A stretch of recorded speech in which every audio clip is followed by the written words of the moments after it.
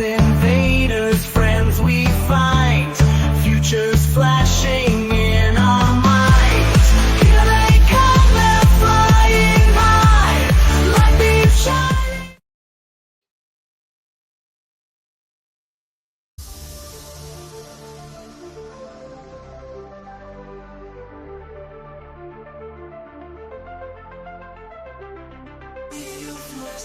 Skies with eyes that see beyond the lies.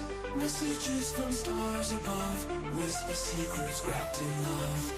Unlock the power deep within, feel the cosmic waves begin. ET contact, ancient lore, open up the cosmic door.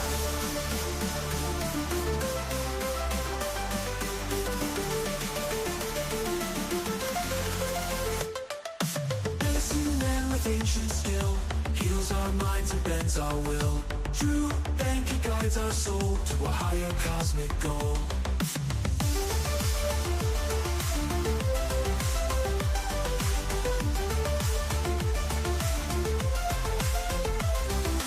Serpent paths and sacred flames, mystic signs and secret names. In the darkness find the light, take a cosmic eagle flight. Unlock the power deep within, feel the cosmic waves begin. ET contact, ancient lore, open up the cosmic door.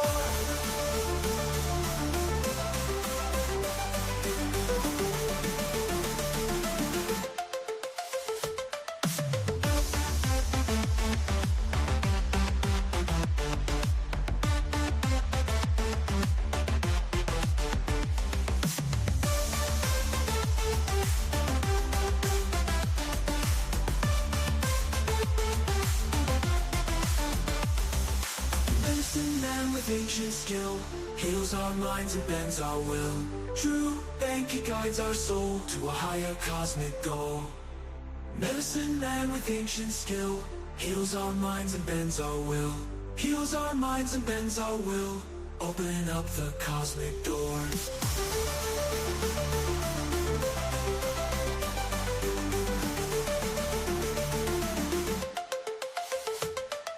Shifting knowledge in our hands, cosmic eagle understands. Unlock hearts and show the way to a brighter cosmic day.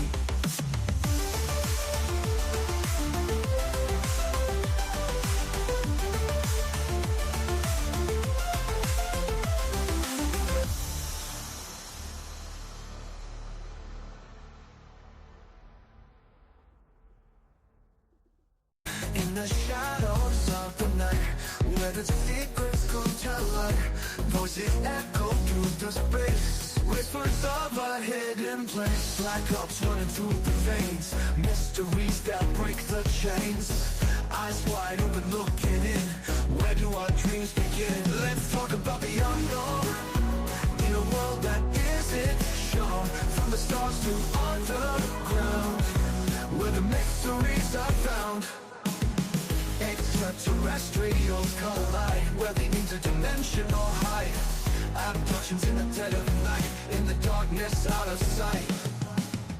Black ops running through the veins, mysteries that break the chains. Eyes wide open looking in, where do our dreams begin? Black ops running through the veins, mysteries that break the chains. Eyes wide open looking in, where do our dreams begin? Black ops running through the veins, mysteries that break the chains. Eyes wide open looking in, where do our dreams begin? Black ops running through the veins, mysteries that break the chains. Eyes wide open looking in, where do our dreams begin? Let's talk about the unknown, in a world that isn't shown. From the stars to underground, where the mysteries are found. Let's talk about the unknown, in a world that isn't shown. From the stars to underground, where the mysteries are found.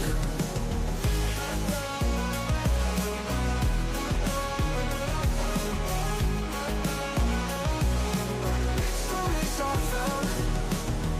Extraterrestrials collide, where the interdimensional hide. Abductions in the dead of night, in the dark darkness out of sight. Extraterrestrials collide where the interdimensional hide. Abductions in the dead of night, in the darkness out of sight. Extraterrestrials collide where the interdimensional hide. Abductions in the dead of night, in the darkness out of sight. Cyclops roaming ancient woods, Anunnaki understood. Near death brings a different view, out of body feels so true. Let's talk about the unknown, in a world that isn't shown. From the stars to underground, where the myth. There we go. There we go. There we go. There we go. How's everyone doing today?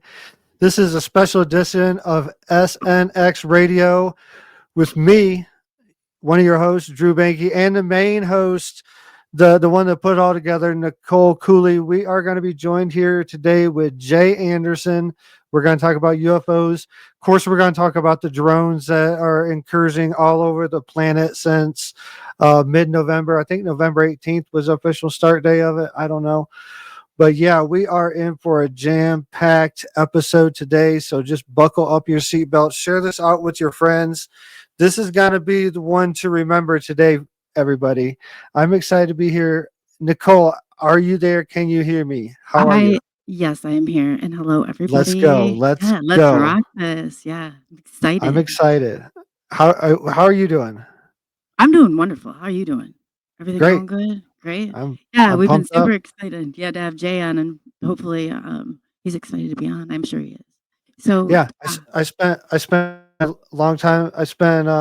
We're driving around running errands yesterday, getting ready for the holidays, and listening to some of his podcasts. So I was like, oh man, I can just hear Source talking through him. I can feel the kinship to him already. Just through hearing him talk on the podcast, just some of the things that he says. So I'm excited. I think this is going to be a great conversation. I'm gearing up. I'm getting my ideas and notes ready. I'm about to go to Vegas on the 2nd and be on the Digital Social Hour Song Kelly podcast. So yeah, it's just and today's solstice, so it's a perfect time to have this conversation. I can't wait to have it. So perfect. Oh, well, should we bring Jay on? yeah, is Jay ready? Let's I go. believe so. Jay, he's giving us thumbs up. He's ready to go. Cool. All right, So as you bring him up, I'm going to read through a short bio. Jay Anderson is the founder and host of Project Unity, a platform where curious minds gather for fascinating conversations on a variety of subjects, from alternative propulsion physics to the philosophies of consciousness. Jay has networks in journalism, the scientific communities, the intelligence communities. He is a public speaker and open source intelligence researcher who's experienced anomalous events in life he cannot explain, and which place him on his path. He is now on the creation of Project Unity. And I've seen him on Gaia, Contact in Desert, and a bunch of other places. So I'm excited about this conversation. Nice to meet you, Jay. How are you?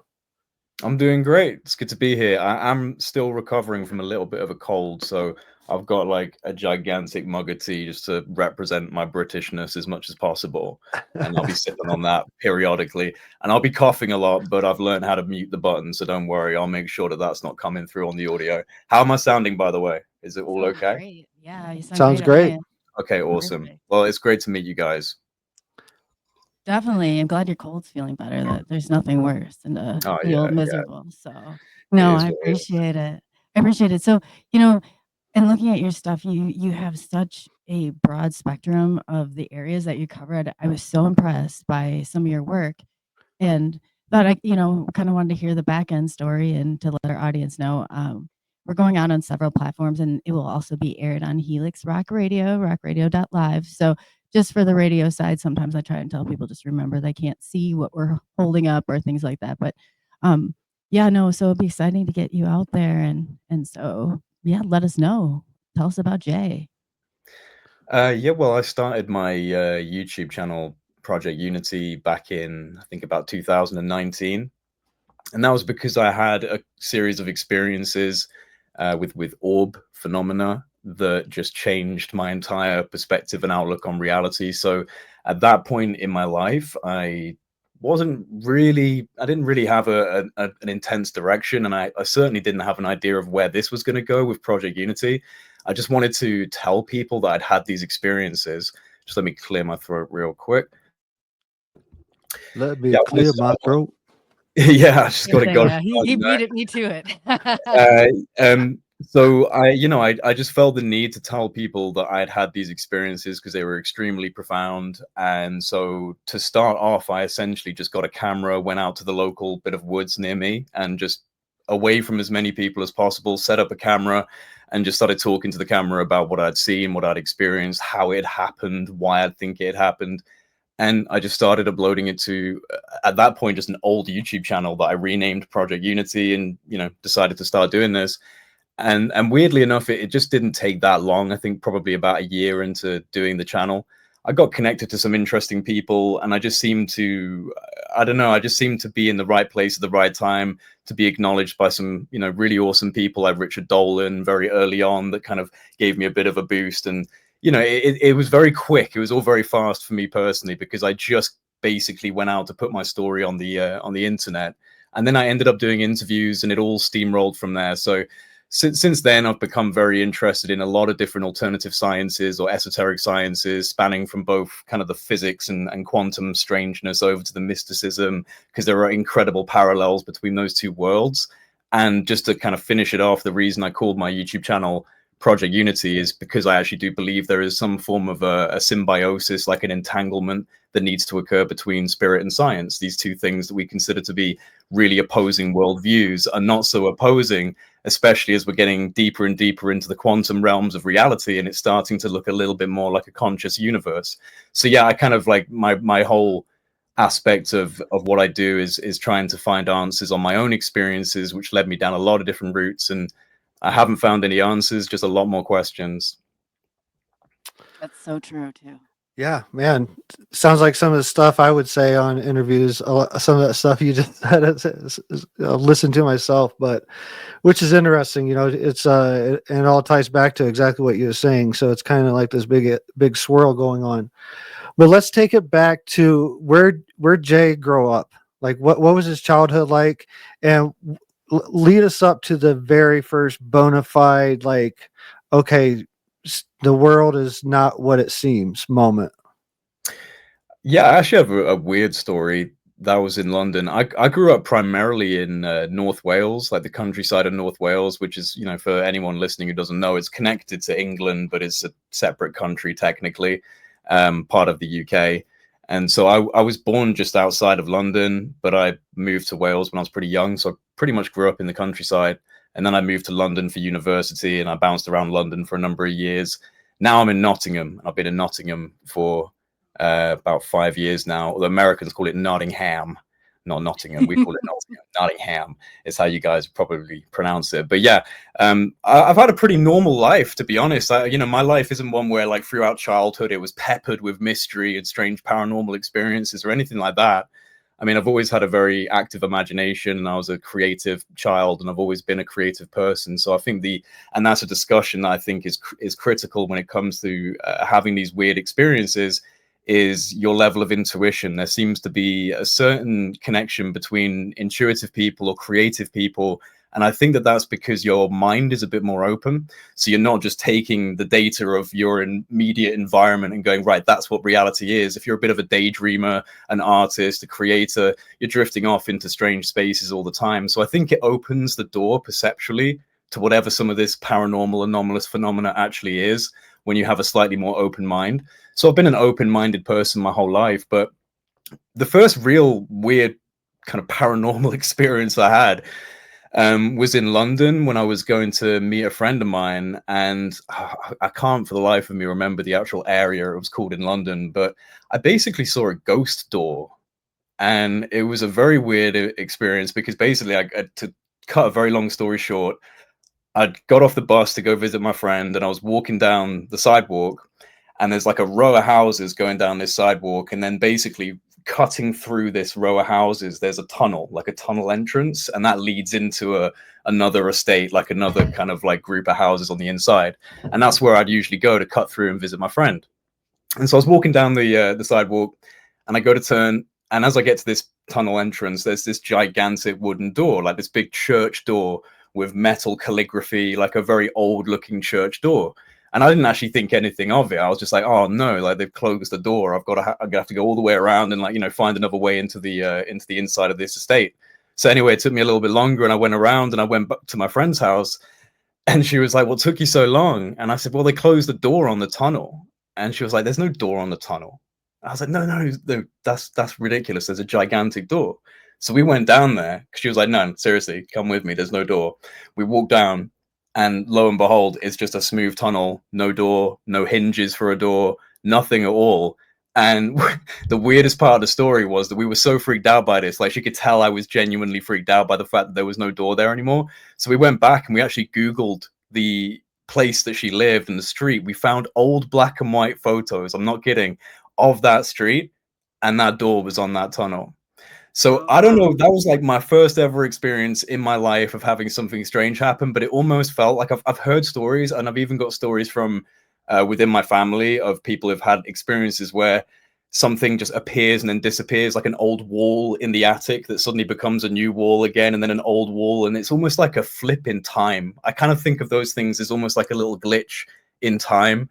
And so that was like, yeah, that was my first ever experience. But from that point, which was a number of years ago, up until basically 2019, I was having a pretty normal life, and then things changed pretty drastically.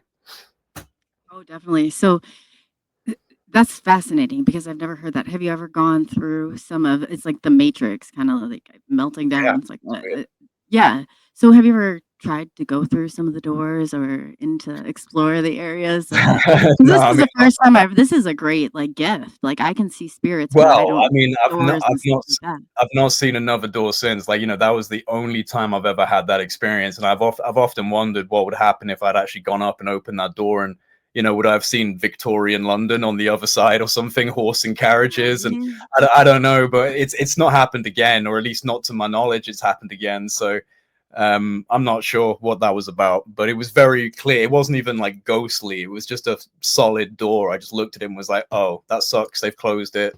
Only to I find would out have been like running right towards that door. never I know. existed. Crazy. Well, yeah, we're glad because you're still here. So your whole family experiences like things like that where it's like it sounds like can I call it a breakdown in the matrix, or what do you refer to it as? Like Well, I mean, my family, not necessarily. I don't come from like a line of people that experience things. There have been like some ghost sightings in my family. The thing that I was thinking of was actually a family friend of ours, like this couple that my mum and my dad have known for years, and they moved into this new house, and it was like a 3-story house with an attic space at the top.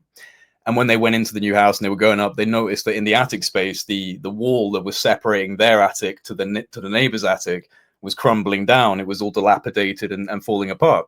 So they went downstairs, like, obviously this isn't good. We need to let them know. So we went downstairs and like knocked on the neighbor's door. And they basically were like, hey, we just moved in. We just noticed that up in the attic, the wall's kind of crumbling down. So we're probably going to get someone in to fix that up.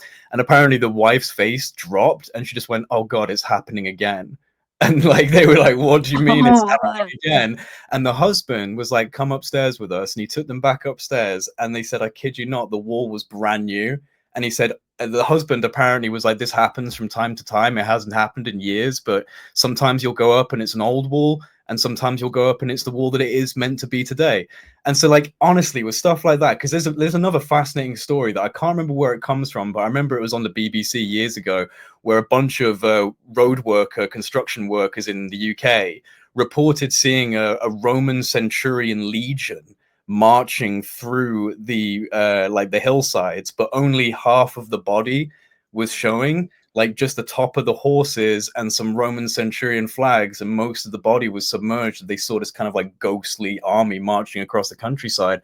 And I just think those things are slips in time. Like that army did march across there at one point. Now there's more land. So when you see it happen in a slip in time, they're half submerged in the ground. But honestly, I think, stuff like that, we just don't understand the flow of time. Like we think we live in this linear A to B to C to D, and we really don't. It seems that way because our basic perception tells us it is, but there's too many anomalies, too many glitches that seem to appear. And I think that that's just proof that things are not as they seem when it comes to the flow of time and how that can be perceived by us. And I think some people as well are just more sensitive. You get people who are just more sensitive to almost like they're tapping into the quantum ocean, kind of tapping into the probabilities, and they're able to see a bit into the future or see a bit into the past. And I think we're all capable, but certain people just have a better gift, a stronger natural gift. This is different than some of the things that I've heard. Do you think it's like the area? Like in the United States, we really don't know much of our history. I mean, we're only a couple hundred years old. Before, you got a rich Native American history. Like you got the a very rich kind of like mystical shamanic history going down in the States, and it's the same with the UK. I know a little bit about all that. That's true. Yeah, I know a little bit about all that. But tell me quickly what you do, Drew. Like he's into like the shaman stuff, and he does. Yeah, so I founded Sacred Journeys with him back in 2020, where we serve ayahuasca, San Pedro. We grow San Pedro here in the greenhouse. So our San Pedro is closed circuit. So from start to finish, we grow it, we harvest it here, we process the medicine, and we do ceremony with it all here on the property. Awesome. We're a 501c3. We've helped a ton of people. We're still helping people, kind of slowing down, but we have a ceremony coming up in Southern California, coming up in February with ayahuasca. And I've wrote a few books. I'm a sun dancer, sacred pipe carrier. So I've sun danced 3 years. I've danced the tree. I pulled skulls, and I eagle dance. So the full piercings and everything. And I also work over at Spaced Out Radio. So I do the after hours shows, weekend wrap up on Saturdays and Sundays at 11 p.m. Mountain Standard Time is when I do that. So the third hour of the after hours wrap up show. And I speak to about a lot of stuff, telekinesis and telepathy. I do a telekinesis introduction to telekinesis exercise I do in person. I've done it live here before, where basically using your meridian points and pushing energy out your meridian points in the pendulum or a dowsing rods. I have dowsing rods too, but I do it it's an experimental thing. So I walk people through. They have their own pendulum, and I walk them through, and I show them how they can move the pendulum themselves. But man, so I'm super excited about getting into this interview. Before we do it any further, we're going to take questions at the end. I think, like Scott said, put your questions in all caps. Thanks for being here. Let's go through the list real quick and welcome everybody in that's listening. We got Shelly and Scott that I can see. Let me go to my other page. Let me see who's all in here. Yeah, you should be able to see across. Sometimes Twitter is a little funny. Yeah, I can't see all of them. Yeah, I see Scott. Nice to see you. Yeah, who's all in here? This is where Supreme. We got. I don't have my glasses on. Rodney. Hey, Rodney. I can recognize that. Shelly Montgomery. If I'm saying these wrong, please just excuse me. I'm going to see my eye doctor in a couple days here, so I have that taken care of too. But yeah, everybody here, if you have a question, I'm trying to star them, and then afterwards we'll get them up for you. So ask them as you go. Chancellor. Oh, Crestone Radio. I see Crestone Radio in here. Hey, yeah, Crestone, Colorado. I was just on their show last week or so, talking about drones, and that's that's going to be the next question, Jay. So you can start thinking about it. Is what do you think about the drones? I mean, I'm sure that you've been asked 1,000 times, but not on this channel. So, what's going on with these drones? Is it half and half, full on? Is this the new age, or is it The blue fourth beam? and fifth industrial revolution. I mean, what is your take on it? I kind of know from seeing your post on Facebook or on Twitter. So, Well, I mean, I don't know. I don't know because I'm kind of switching and swapping as things develop. But I think that there's definitely a level of just kind of social media hysteria and people kind of pumping the algorithm because suddenly it's something that everyone's talking about. But the government is being extremely weird with their messaging on it, and that's what's giving me doubts about their actual honesty on saying that there's nothing going on, because there's this weird disconnect. There's just this really weird disconnect, even between people who are like in the congressional and Senate halls who are talking about this and they're tweeting about it. They're posting on X about it saying, oh, I've got more people in my constituency complaining about this and sending me videos. And like, I don't know, because like there's a part of me that's like, right, I don't think that there are shape-shifting drone alien vehicles. Personally, that's just not my take. Maybe I'm wrong, but I just don't see evidence for that. It's one of those ones where I just feel like people can just, anything can become shape-shifting if you want it to be. So that's a bit of a lame one to put out there without the evidence, until I see like an actual UAV drone changing into like a saucer and zipping off. I'm not really convinced. So I think that there's something going on with the government. I wouldn't be surprised if they are doing what they were saying they're not doing, which is some kind of like nuke sniffing operation. People forget that aside from the fact that UFOs are a talking point now in the government, that we're in a really tumultuous time in terms of geopolitics. Like there is so much going on the world stage that would be a perfect storm for drones to be swarming into sensitive sites across NATO and Five Eyes countries. So like I'm kind of on the fence of it being just a human intelligence operation, maybe China or Iran or Russia, maybe even something from a private group. I'm not necessarily convinced by the videos that are coming out Could be online. China. It could be China. We don't I know. mean, like at the end of the day, they let a Chinese balloon just fly across the states, taking photos for days on end before they decided to do anything about it. It's not exactly like out of kind of context for the US to just be like, yeah, let them do their thing. So I don't know. Maybe there's a bigger thing going on. There's certainly a level of hype and kind of like superstition that I think doesn't need to be thrown around. I think it's human, probably. It's human situations unfolding. What do you think about Trump's statement that he made about the drones a few days ago? Well, he said that the government knows. He said they know, and they don't want to talk about it. Something along those lines, right? Yeah. And like I said, there's something going on. I don't think it's entirely just smoke and mirrors and people online sharing videos. There's definitely an actual situation taking place. I'm more tempted to go towards it's a potential threat from a foreign nation, from someone that they consider potentially to be a nuclear threat, and less so on the it's blue beam or aliens pretending to be drones with signal lights. That's just not my cup of tea. It's not your cup of tea. Not my I've seen the drone shows in China where they've gotten 10,000 of them up, and they all like after seeing the big that dragon that they have, and it changes all around.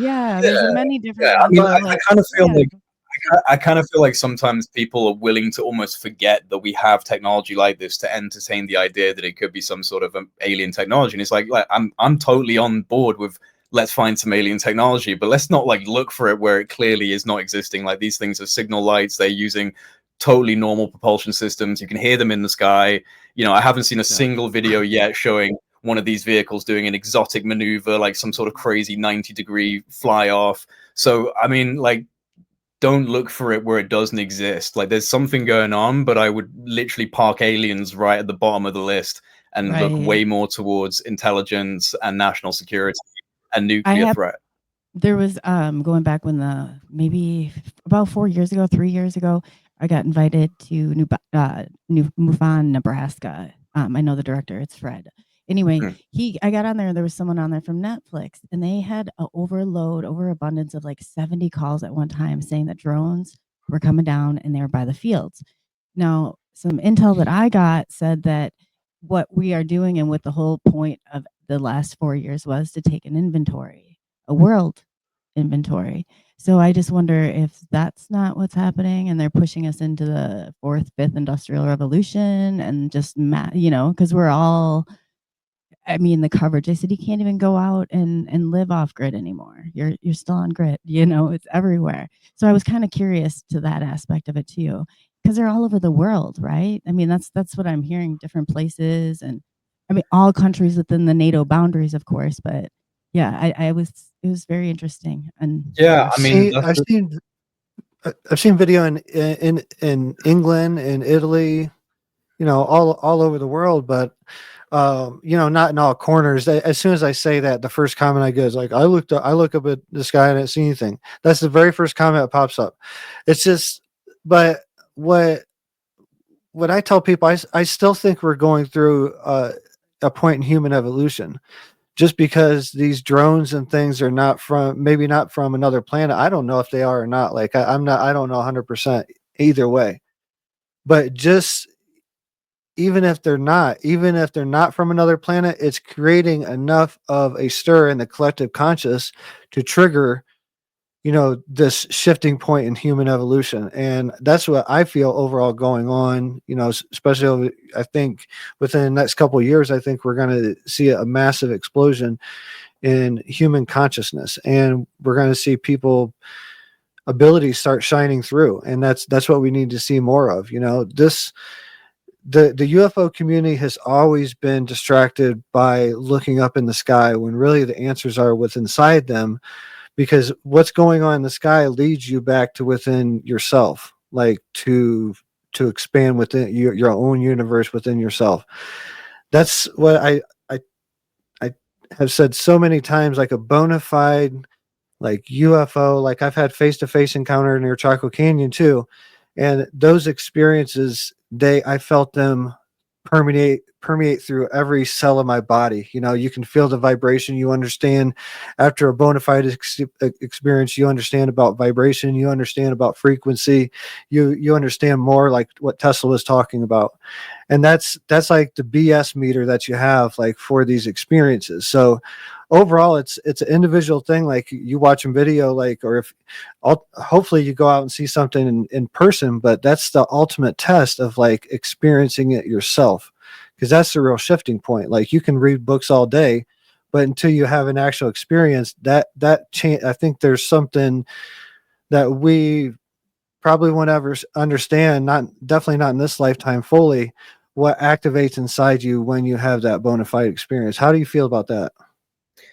You touched on something important, which is that when you have these experiences, or the deeper you look into the UFO subject, it's inescapable that you arrive at a more consciousness or mystic related perspective on the subject, which is interesting. And I think it's almost like the UFO is exactly what the Western mind needs in order to look inside, because we're an extremely externalized society, a technological and science-based society. And so here's a technological asset. It seems to be, at least, it seems to be an exotic technology of some form. So that appeals to the Western mind, a flying saucer. But then when you have, stories of people that experience flying saucers where their dead grandfather comes out to meet them, and it goes, okay, so hang on, what is this then? It blurs the line between those two worlds, that spirit science, that kind of, entanglement I was talking about earlier. That's why for me, when I dive deep into the UFO subject, it just became very clear to me that it seems like it's a message to the certain part of humanity that's gone down this route, right? This externalized mind. And it leads to the same realization that was being told by the mystics thousands of years ago. It's the same message. It's almost like it goes through history. It's a burning bush one day, it's a flying saucer the next. It's like this weird ghost that haunts human history, follows us throughout history, and changes but adapts to the culture at large with the same message: unity, connectivity, consciousness, oneness, universal communion. Like, these are the messages that come forward the most. Of course, there are other elements. There are people that are traumatized. There are people that say that there are extremely, extremely malicious aspects to this subject. I've never had a personal experience like that, so I can't comment outside of what I've heard. But it's a big universe. I wouldn't assume everything is just going to be positive and benevolent. There's probably some pretty malevolent energies and entities we wouldn't want to interact with as well. In fact, I'm pretty certain that they do exist. I'm kind of the as above, so below mindset. When you're saying that, I heard something very interesting in there. So you said that you might see like your dead granddad or something like. So where do you think the lines of like paranormal and ET cross? I've experienced both. I grew up seeing spirits, but I encountered ET. Like, where do you think that these lines merge together? I mean, I'm almost of the opinion that these things are from what we would call the afterlife. But whatever the afterlife is not necessarily, you know, this theological image of heaven's gates or anything like that. I kind of think that the afterlife might be the imagination. You know, the imagination is essentially this realm of timeless creation where things can happen instantaneously and the rules of physics don't apply in the imagination. And so I know that sounds pretty wild, but when you think about psychedelic states and astral states and transcendental states and near-death experiences, they all have this very similar ecology, this very similar kind of like grouping of testimonies around them, including UFO phenomena and alien greys. These things, especially the greys, I find is fascinating. They seem to permeate through all sorts of things, including the Amazon basin with the tribal cultures of the Amazonian rainforest, because the shamans there was a fascinating podcast not that long ago. I talked about it when I was at Contact in the Desert, because I thought it was such a worthy thing to highlight when I was discussing the alien greys. So many assume it's just a Hollywood archetype and Close Encounters and, you know, it's something from the West. But not only do you have very weird cave paintings and, you know, Aboriginal Australian cave art and some very questionable things in Egyptian pottery, but with the with the indigenous Amazonian tribesmen, there was two of them on a podcast, and these guys were straight from the Amazonian, you know, rainforest, and they were ayahuasca shamans, and they had no concept of what an alien was. They didn't have that in their cultural description, but they got shown a picture of an alien grey, and this guy just goes, "Oh, that's Makanwabu." And they had this entire story about Makanwabu, which was like this human that became an ant, and now it lives underground, and it can steal your soul, and you need a good shaman to bring your soul back, and it can appear in divine light, but it's a trickster. And it's like, whoa, that sounds very similar to a lot of the accounts that are given to us by people in the Western world when it comes to UFO encounters. So yeah, this intersection between consciousness, transcendental states of consciousness, near-death experiences, psychedelic experiences, and UFO encounters, it to me, it almost speaks of a shared dimensional space that permeates with our own space, and it bleeds through sometimes. Whatever these things are, they seem to be able to have access to multiple realms of dimensional space because they can traverse almost space, time, and the mind. And it's Stephen Greer, actually, I remember he was the first person to put this kind of little kernel of thought into my head, that then they're moving not at the speed of light, but they're moving at the speed of consciousness. So if they are a technological species, they might still be a spiritual species, because if their technology gets sophisticated enough, they tap into that unified field, they tap into that Akashic record, whatever you want to call it, the universal ocean of quantum energy, the 0 point. Once you've done that, you kind of are a transcendent species. So whether or not you want to label that as spiritual, it would probably come off as spiritual if you experienced it. So when you have orbs come down from the sky that just defy all known logic, you know, that to a lot of people, myself included, is like a mystical experience. And especially when those orbs come down from the sky after you've been sitting there in your back garden meditating and actually asking in your mind for something to turn up, and then something turns up. So there's something here. There's a profound consciousness question. That's what drives me more than anything. The alien, you know, there's plenty of people out there to tell you about the Galactic Federation of Light or this or that. I don't know about those things, but I am absolutely 100% convinced that there is something that is connected to our consciousness. And that to me is very important. I'm not sure if you... I see you, brother. I see you. I definitely see you. You want to hear a cool gray story that I experienced in ceremony firsthand? Not through secondhand. Doing a ceremony in Crestone, Colorado, just up the valley. I live just south of Crestone, Colorado, in the San Luis Valley, just south of Mount Blanca. there's all types of occurrences. You were talking earlier about your experience seeing like a door opening up, like in your initial story.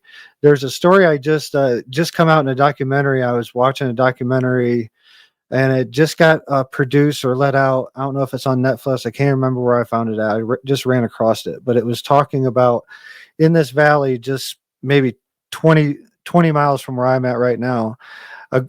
Two guys were camping in a tent and everything, and in the middle of the night they were sleeping and got woken up by this bright light that was shining outside of the tent. They got out and they saw orb, and like two orbs coming to them, and they joined.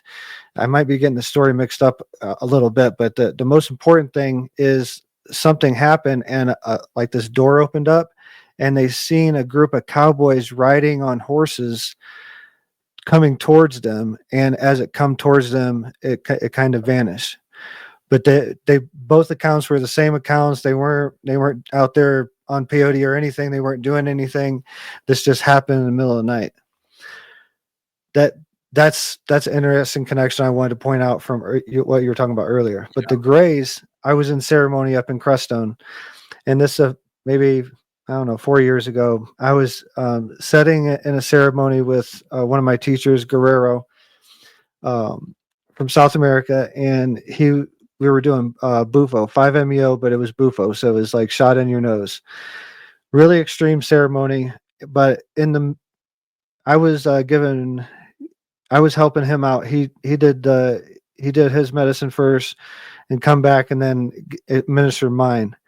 And within a second, I vibrated out of control, and my body disintegrated.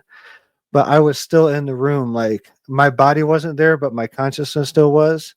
And I saw in the corner of the room this light open up, and the corner of the room, like this gray, like peeked in, and then he crawled in as this portal's opening up. There's 3 of them that ended up coming in eventually, and they were walking around, and they were putting their hands over people, and I could see like energy coming out of their hands, and it was healing people as they were going around. I stood up and walked over to one of them, and they grabbed my hand. They started showing me what they were doing. Like, they were talking to me telepathically and showing me how to heal with my hands, walking around, like pushing out. My wife was there beside me. This is where it gets really interesting. My wife was there beside me, and I was back in my body then, but they were still there. Like, I was interacting with them. They were teaching me something. And I asked them, I was like started to sob, because at the time my wife was going through like female, like stomach pains and stuff like that. And after her daughter, like my stepdaughter, she's 19 now, but after she had her, she wasn't supposed to be able to have children again. But this time, like over these months that was around this ceremony, she was going through a lot of abdominal pain, cramps, and things like that. And I asked them, I was like, you're showing me how to heal all these other people. Like, why won't you let me heal my family? Like, what I really want to heal. And they said, it's simple. Like, all you have to do is ask. And they took my hand and they wiped one of the tears off my face, and they had me rub around her navel. And I have 2 children inside that's been born after that. One is Hawk. He was born on 1/11 on the way to the hospital. When he was born, we both experienced had a sighting. There was a ship that was going alongside us all the way into town for like 5 minutes, and then he was born right after that on 1/11. And my daughter Ember was born, and this is after that. So that's where it gets really interesting. So my experience with Greys and my take on, I think, is the message is about unity. The higher conscious overall message is about unity, understanding you're connected with everyone else. You're living a separate illusion per se, but you're going through, ultimately you're connected. So I believe we're going to break free of this. I think we're learning the lesson of duality right now, and once we learn that lesson of duality, it fades away, and then we go into a different set of humanity. So I don't think these advanced civilizations I don't think there's any negative that can exist past. I think we're going to release that at the end of 3D. And, moving forward, I think that some of us are in 4D, 5D, and living amongst different dimensional experiences. Yeah, I mean, I'm not entirely sure what that means in terms of living in 4D or 5D consciousness. I mean, I guess you could almost say that the experiences I had with those orbs, it's almost like a fleeting state of a higher level of consciousness. So bravo to anyone who's living in that state continuously in the Western world of insane corporate corruption and propagandized information being blasted into your brainstem 24/7, to say nothing of just the passive radiation that's blasting into our brains through all of the different things that we've constructed in our world. So I mean, like, yeah, I mean, it's definitely a state that I think that we should be trying to move towards and cultivate in the Western world. And that's why I actually think that psychedelics are probably the better way to try and introduce that into the Western world. And people have a lot of, yeah, but it's funny because people have a lot of resistance to this, and they say, oh, well, meditation is the more authentic and it's the more natural way of doing these things. And although I would say that that's absolutely an admirable feat if you can get to yourself to the transcendental levels of meditation, but we live in a completely different world to the Tibetan Buddhists. Like, we do not live in a world where we can close off the noise 24/7. So the difficulty levels for the Westerner are increased exponentially when it comes to unlocking these natural latent parts of our consciousness. We've got an even more uphill battle just because of the world that we exist in. I mean, I talk the talk and I try and live my best, but I'm materialistic. I get, I think about what I'm going to get for my birthday or whatever, things like that. It's just, we're all guilty of being part of this system. So when I have my experiences, to me, that's kind of like a fleeting, subtle tune in to that bandwidth that we should be operating on. And when you do get into that bandwidth, something turns up. The way that I kind of looked at it with my experiences was, it was almost like a baby steps validation in strengthening your consciousness. So, you kind of get up a little bit on that rung, you get a little bit higher up on that ladder, and something turns up to validate that there has been a shift. You have actually shifted your consciousness. Here's something to kind of respond to you in a novel way that's going to confirm that for you. That's how it felt for me, because it didn't start off with orbs of light hovering above my house. It started off with flashes of light in the sky and things that were just looking strange, and it built up and up, and over the course of a couple of months, suddenly I was having these experiences with these orbs. So, I think that, getting into those states where it's like, fourth dimensional consciousness or fifth dimensional consciousness, people say that a lot, that we're moving into these states in the age of Aquarius. And I'd like to think that we're on the knife's edge of a transformation, because it certainly feels that way. And as a 29-year-old who's about to become 30 in like a month's time, I can't envision the next 5 years, let alone the next 10 years. So I can't actually imagine us going along with the normal system of things that it is now for much longer. There has to be a transformation. And I'm not willing to believe that it's going to be some sort of dystopian globalist nightmare. I'm actually much more on the side of, if we can continue and maintain a state of higher consciousness as much as possible, there is a collective bleed through, there is a collective impact, there is a domino effect, and things can change. So I don't think it's empty optimism to just kind of like say to people to try and be in that state as much as possible, learn to meditate, do a couple of things each day that are, practicing gratitude. These are things that, we roll our eyes at. But in all honesty, I actually think that's the state that we need to cultivate. I'm guilty of it, because as someone who's on like X 24/7 and I post on there a lot, I get guilty of, posting things that I'm like, oh my God, that sucks about the world. I'm really annoyed that's happened. I'm going to post about that. And, it's good to talk about the things that concern us, but I also think that it can actually have the opposite effect, right? If we're always bombarding ourselves with like, hey, look what's happening to P. Diddy, or look what's happening in Russia, and look what, we start getting so depressed over the state of the world. It actually maintains that state of the world if we believe in complementary resonance, if everyone's in anxiety, fear, and paranoia, so is that my cue to shut up? No. That was no. No, it's right. I bumped my elbow real quick. It kind of scared me. Yeah, no, I'm just saying, like, I think that it's a balance, especially in this day and age of the online world, to kind of like be informed, but not let that drag you down into crazy anxiety. If we want to be in that higher dimensional state, we've got to start thinking in a higher dimensional way, Beautifully put. Yeah, I couldn't agree more. the way I see about like dimensional shifts and like individual consciousness, not talking about the collective consciousness, like individual consciousness, like for me, I believe, I don't know if this is all correct, but like this is the way I look at it. Fourth dimensional consciousness is like the understanding of oneness, and I think fourth dimensional is kind of like a transition point to fifth dimensional consciousness. I think fifth dimensional consciousness is a cellular knowing, and it influences all your decisions from the back end, because it's the basis of what you are, the understanding of oneness, that you're looking at a mirror of yourself, and really deducing every moment in it as it's as a message, as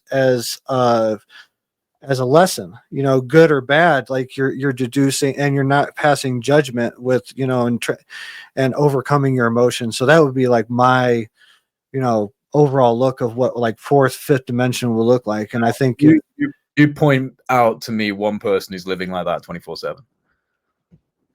I think it's about trying also. Oh yeah, no, I know it's definitely about time, but I think it's about trying, and also understanding, like, even if you do like flip someone off that cut you off in traffic, like you're still a part of that overall creation.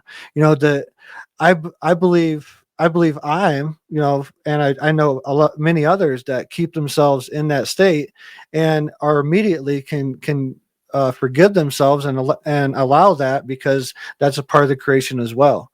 Like one of my core beliefs of every moment of my life is that everything happens for a reason. So that means there is no wrong or rights. There is just moments. So like, that's I don't really, and there is times I do judge, but that's because I'm still part of the creation.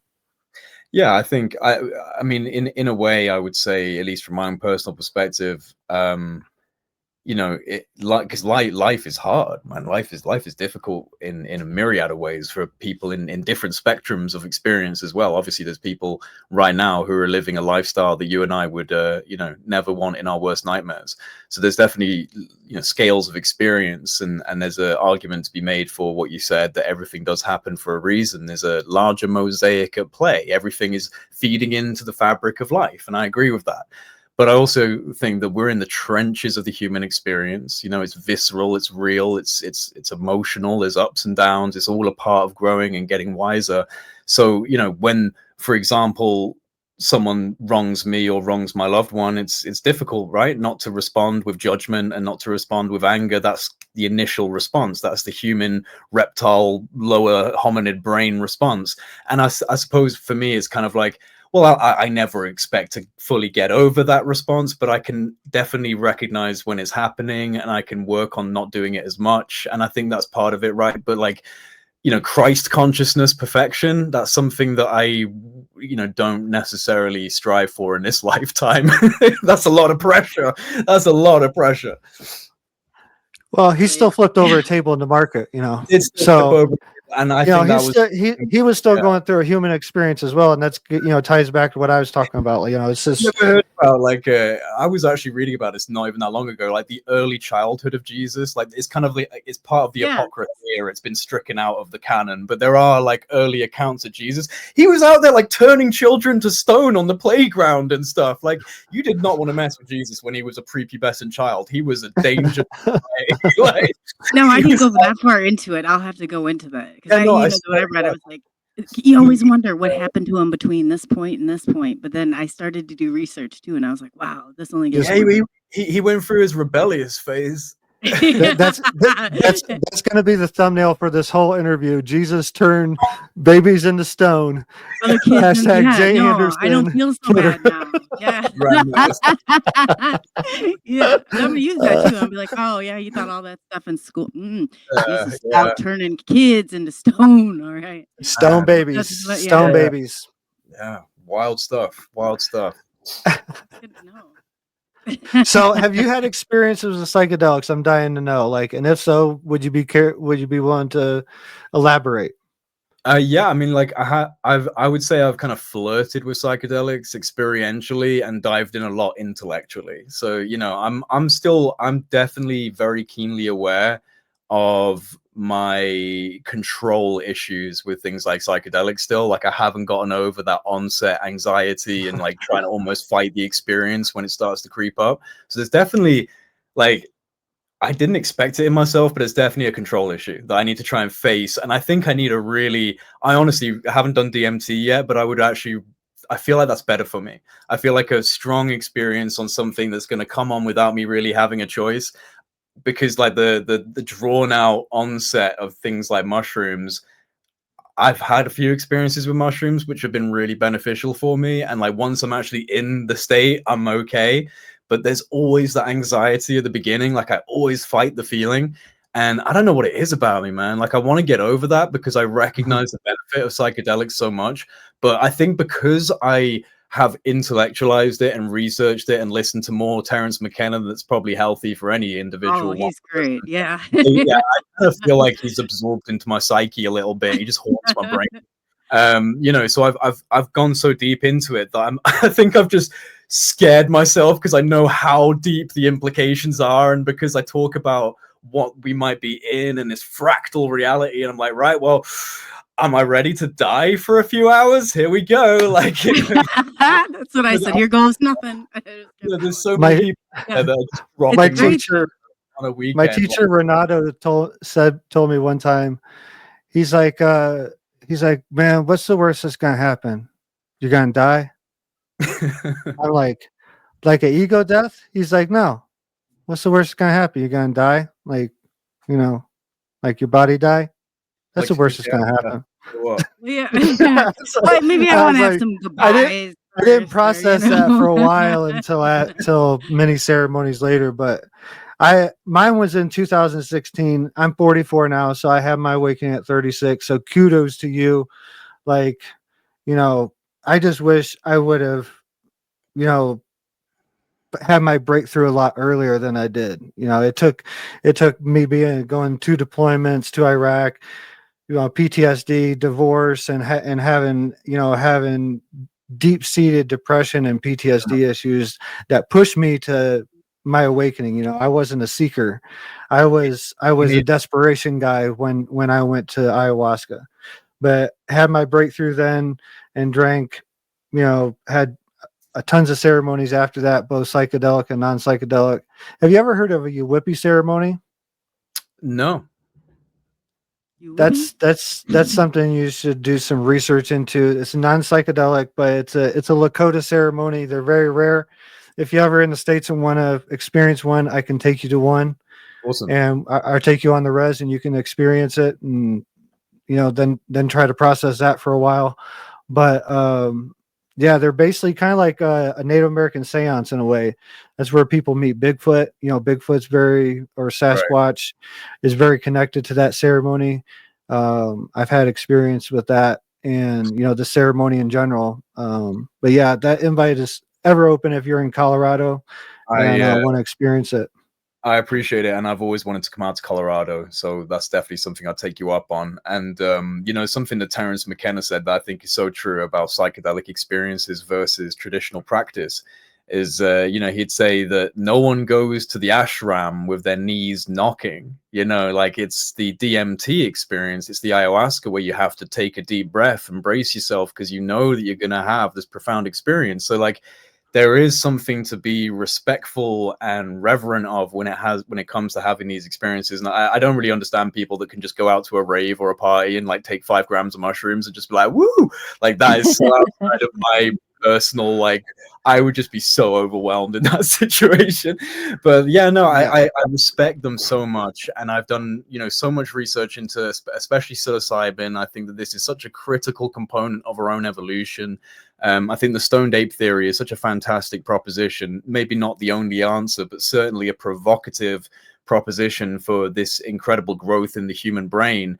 And especially, I would say, like this early proto-culture shamanism, this psychedelic taking shamanism before we fully formed into civilization. You know, you look at the stained glass windows of monotheistic churches with their incredible fractal geometry, and this all comes back from those early explorers of psychedelic states who came out of these places after seeing these geometries and hearing these tones and writing it down, and it got passed down from, you know, tribe to tribe to tribe, and eventually became the sacred geometry and the gematria and the Kabbalism. And, you know, these things are ancient key kind of like source codes for reality. I think this is what we're discovering, and that's what's so exciting about kind of the bleeding edge of modern science now, is they're tapping into this and going, oh my god, it's all fundamental geometry, it's all mathematical exquisite patterns. And it's like, oh, so they were right, these people thousands of years ago were right. It's just that intuition usually comes without evidence, right? So like the intuition got there first, these shamans, they figured it out, they came back with this information, they taught it through the mystical practice. But because we live in this empirical, scientific, reductionist, Newtonian world where we have to break it down, we have to look at it and go, well, this is the piece. Because we haven't found the piece, we dismiss it. But we're about to find the piece, man. Like with quantum computation and artificial intelligence, like we're going to find that piece and we're going to go, oh, okay, cool, they were right. And that might change into spirit science, you know, spirit technology. Yeah. What does that mean? Yeah. On that note, I was ahead. just going to say we are due to take top of the hour 5-minute break, and I didn't want to. I thought maybe we could cut it off right there because that's fascinating. I'd love to come right back to that point if you don't mind. So is everybody good if we go into just a 5-minute break? And yeah, let's do it. Okay, let's do it. So let's see. I'm gonna get it. I'm getting better at this. Take the journey, come on, let's go. I should. Oh yeah, where the stars and secrets flow. Some SNX radios glow. In the night, we'll ride the show into the unknown, unknown, where mysteries are shown, shown. Dance to the beat we own, own. Yeah. Come with us and let it go, go. Night sky whispers in the dark. Secret trails will leave a mark. Follow close, ignite that spark. We're on a ride, it's just the start. Into the unknown, unknown, where mysteries are shown, shown. Dance to the beat we own, own. Yeah. Come with us and let it go, go. Feel the rhythm, feel the night. Every heartbeat, pure delight. So mysteries come to light. Hold on tight, it's out of sight. Into the unknown, unknown, where mysteries are shown, shown. Dance to the beat we own, own. Yeah. Come with us and let it go, go.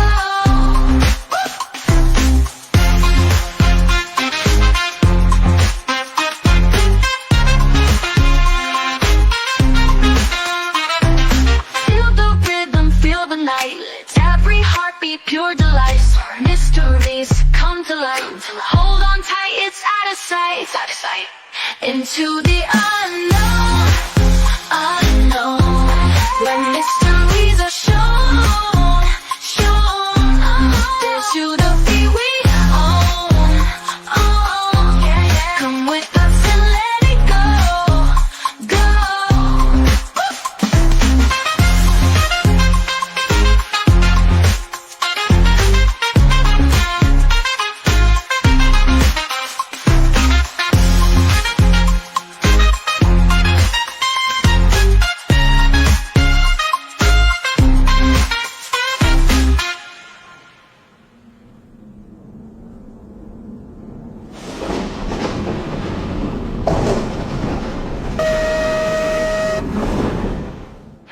Feel the journey, come on, let's go. Feel it. Oh yeah, where the stars and secrets flow. So bright.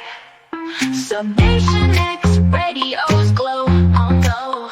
In the night, we'll ride the show into the unknown, unknown, where mysteries are shown, shown. Dance to the beat we own, own. Come with us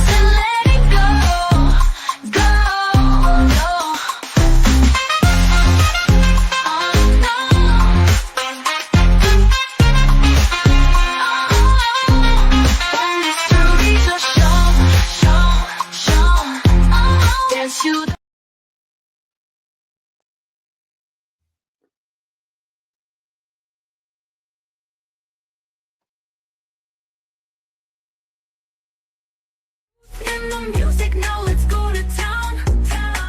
Oh yeah, cryptic groove, feel the beat. Paranormal vibes, move your feet. Disclosure in the air, can you feel? Dance with the secrets, make it real. Dance with the unknown, feel the groove. Aliens and mysteries, always on the move. Sasquatch in the spotlight, let's get down. Truth in the music, now let's go to town. Oh yeah, cryptic groove, feel the beat. Paranormal vibes, move your feet. Disclosure in the air, can you feel? Dance with the secrets, make it real. Dance with the unknown, feel the groove. Aliens and mysteries, always on the move.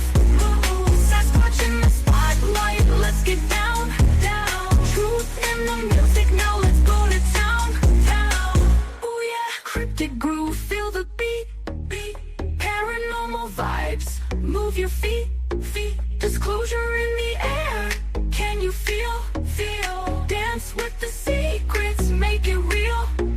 Shadows to light, we find a way. Dancing with secrets, night to day.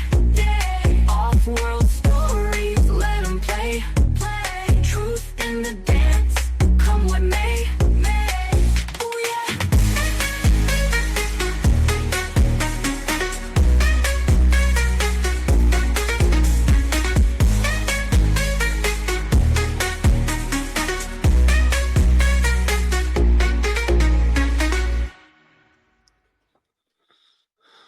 In the shadows of the night, where the secrets come to light, voices echo through the space, whispers of a hidden place, black ops running through the veins, mysteries that break the chains, eyes wide open looking in, where do our dreams begin? Let's talk about beyond. Okay, we are back from break. Welcome back. Man, I didn't get a chance to say earlier, happy solstice, Jay. You know, I believe like I said, I believe nothing happens by chance. So having you on the show Thank you, today likewise. and having this conversation, you know, on solstice, you know, every day from here on out is light, you know, and I think that, you know, as below, as above, so below, and as out is same within. So if we really take this energy, you know, I talk about the holidays a lot and harnessing, you know, that collective manifestation energy. That's why, you know, magic thing happened for people around the holidays, you know, because whether it's Hanukkah, you know, Kwanzaa, Christmas, or however you're celebrating, you know, these holiday seasons, it's a lot of love, generosity, and like collective energy going forward. So if you know the correct times to tap into that, you know, you can really, you know, start working with that energy a lot more. But yeah, happy solstice, man. I'm this conversation has been fascinating so far, and I can't see what else unfolds. I've gabbed a lot, so I'm going to give the floor to Nicole for a little bit and see what she's got.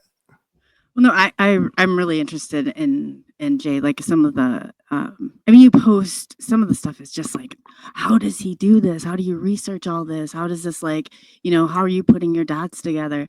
Because you come out with some phenomenal stuff. You really do.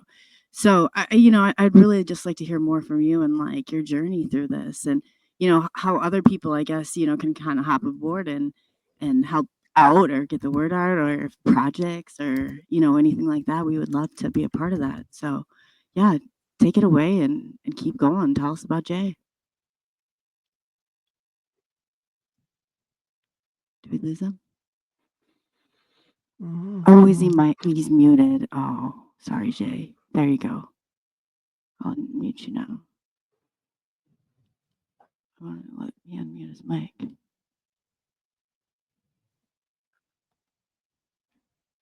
Oh yeah, I don't know what's going on with this mic. I tried to unmute it. Can you unmute it, Drew? Are you able to? I don't have any controls over here. Oh, you don't? Okay. Jay, are you able to unmute yourself? Let's see here. I'm going to take you off real quick and then put you back on. Okay, I don't want to do that. Okay.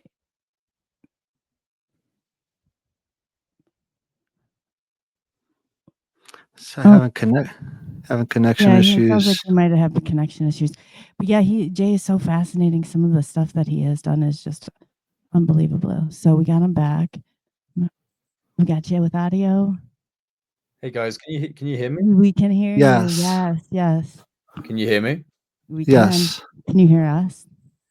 Okay, cool. Can't Yeah, hear your you. voice is, sorry guys. I was trying to hear you, but your voice is coming out really jagged. So I didn't properly hear what you were saying.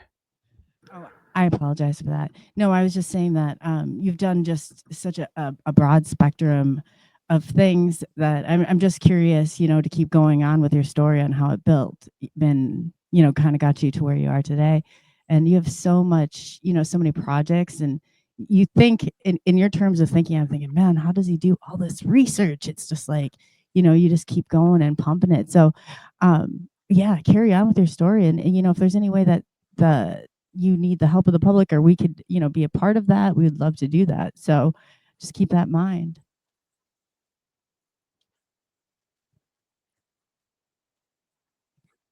Are you able to? Yeah. So we got your Well, I do have when it comes to actually doing my research, I'm very lucky at this point because this has become my job. This is my full-time job, and one of the reasons why I'm able to do that is because I do have a lot of people that support me through things like Patreon. So if you do want to sign up, anyone listening that wants to become a part of actually assisting me and my platform growth, you can sign up to be a Patreon. That's on Project Unity. Just look at the links in the description boxes of my videos, and you get access to a Discord server. So I'm very active, and we talk in, the Discord server.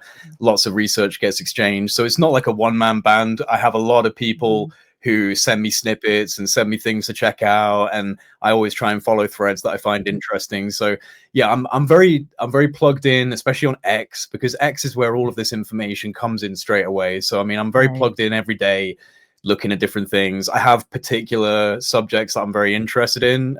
Specifically at the moment, I'm very interested in the psychoacoustic architecture of the ancient past. So that's architecture that has been deliberately engineered to produce certain harmonics that change the state of consciousness, that change the state of frequency in the brain.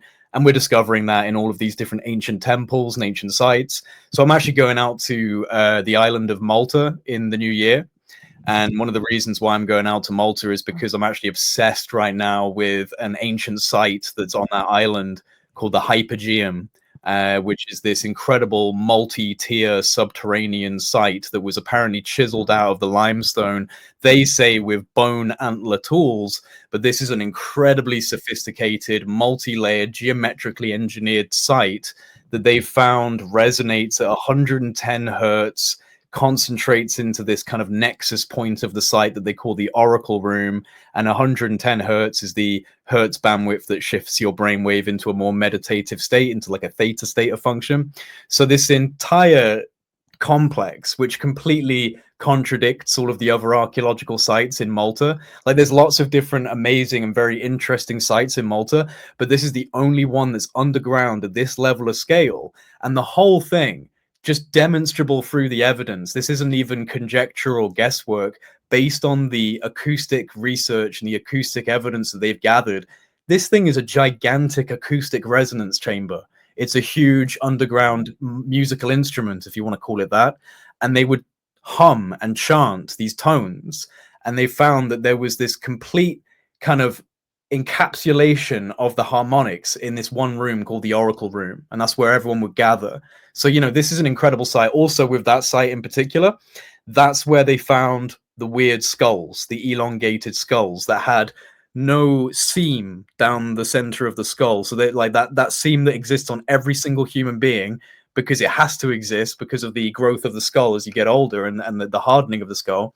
That doesn't exist on those skulls, which were found in the Hypogeum. So you've got this incredibly sophisticated underground resonance technology of some form that just so happens to be the place where abnormal human skulls, who knows, were discovered. So yeah, I'm going off to Malta soon to actually look at that place, and you're not allowed to video inside it. It's it's very restricted. You can't take audio devices, can't take camera devices. You're only allowed in for an hour with like a guided tour, and 70% of the site is locked off to the public. So this is a very guarded area of Malta that they don't really want people looking at. But this is an area that I'm really diving into, is this ancient, this kind of ancient implication of sound technology. You go back to what Nikola Tesla said about, you know, vibration and energy. This is what they seem to be tapping into. I think they were tapping into a harmonic science that used stone, like these limestone blocks, because limestone is a natural amplifier of acoustic resonance. The Greeks knew this. They built these incredible amphitheaters that resonated all around the entirety of the stage. Like everyone in every corner could hear even a whisper, because they used limestone. And these buildings, these subterranean complexes that all seem to have acoustic engineering, they all use limestone. So I think we're dealing with just a kind of like, you know, sidestep a little bit from the UFO stuff. This all ties in my opinion. You know, Atlantis and an ancient civilization, the Sumerian story. I think that these things tie into ufology and what this might actually be implicating for the human species in terms of, you know, genetic engineering and all of these different things that we discuss. This precursor technology, this kind of like little echo of something that we've now just basically turned into tourist attractions. You know, go look at the Great Pyramid of Giza and take a photo with it. We've completely underestimated what these things are, in my opinion. And the harmonic technology, the harmonic science of the ancients, that to me, that's a big secret. I think that, you know, I'll shut up in a second, but I'll just say this, that I really think Keep going. Keep going, man. Like, no, I really do think that the harmonic sciences, like these sacred sciences, that was basically stricken from history when the Roman Catholic Church came into power, the Vatican came into power, you know, the burning of the Library of Alexandria. We lost so much of this ancient wisdom and technology. Sure. Yeah, I've been leading, you know, psychedelic ceremonies, leading them. You know, I play the didgeridoo. You know, the basis behind anyone that correctly serves psychedelics is playing some type of instrument. You know, and the more instruments you play, like, you know, this one of the crazy things that I learned when I was really learning how to serve the medicine was being able to see my words, what I was either words or vibrations, whether it was coming from didgeridoo or actually words. They become, you could see them deep in the ayahuasca space, and then you could start actually painting the picture, and your voice follows what you're painting. It's your voice takes a backseat to your consciousness that you see inside your head. But so I totally agree that you know, that frequency of vibration is, and the frequency in particular, you know, we're only seeing a small little pinhole. Like what we're hearing, what we're seeing, all of our senses is only seeing a small little pinhole of what's actually here. You know, like if I had LASIK a few months ago, and my vision was messed up for a few days. And during the LASIK, I saw some really crazy things. Like as a laser was going through and doing its work in my eye, seeing a lot of crazy, almost visions. But you know, it could just in the blink of an eye, you could be cut off from just that little pinhole. But there's so much more out there. You know, like I talk a lot when I do my interviews and stuff, talk about how dogs can hear a dog whistle. Does that mean it's not there because we don't hear it? No, it's still there. And that spectrum goes, I believe, to an infinite amount on spectrums that we can't understand on all levels, on all our senses. And that's what we see when we start, you know, messing with psychedelics. Like I tell people all along, like I didn't start out as a UFO researcher. I was a veteran. I went to ayahuasca because I had to, and ayahuasca opened me up. And then I started having UFO experiences after the psychedelics. After I started integrating my psychedelic experiences, that's when I started having experiences in the sky and eventually face to face. So I can't agree more. That's all connected. I think, you know, I noticed going through, I was doing some research and listening to some of your podcasts yesterday and seeing some of the people that we have a lot of the same acquaintances. You know, Grant Cameron is the first one that gave me a big interview, and he's kind of one that started to open the door into the UFO community for me. and I had to fight my way into people kind of believe my story, you know, because it started off with psychedelics.